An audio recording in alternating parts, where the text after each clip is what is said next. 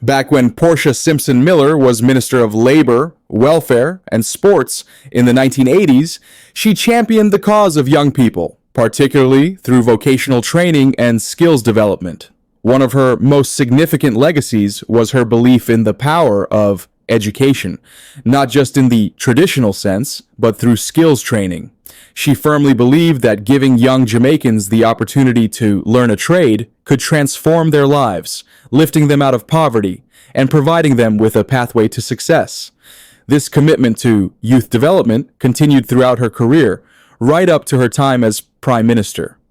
Under her leadership, an initiative was put in place through the Heart Trust NTA that allowed young Jamaicans, especially in trades like welding, to earn certifications and seek job opportunities abroad, particularly in Canada.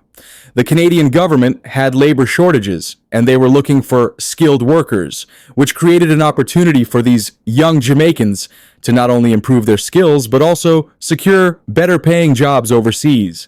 For many, this was life-changing, offering a new beginning for themselves and their families. Portia always believed that if the youth had the tools, in this case, skills, they could build better lives, and she made that vision a reality. This initiative was one of the many ways Portia empowered the youth, emphasizing the value of learning a trade and seeking opportunities outside of Jamaica.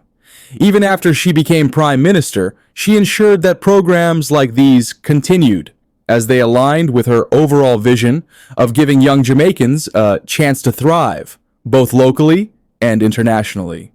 Unfortunately, after Andrew Holness became Prime Minister in 2016, this specific opportunity for young skilled workers to go to Canada seemed to fade away.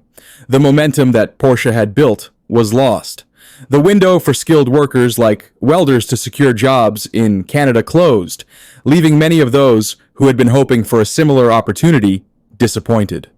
Portia Simpson Miller's legacy is still felt today in Jamaica's emphasis on vocational training, but the international opportunities that flourished under her leadership were sadly curtailed when the government changed.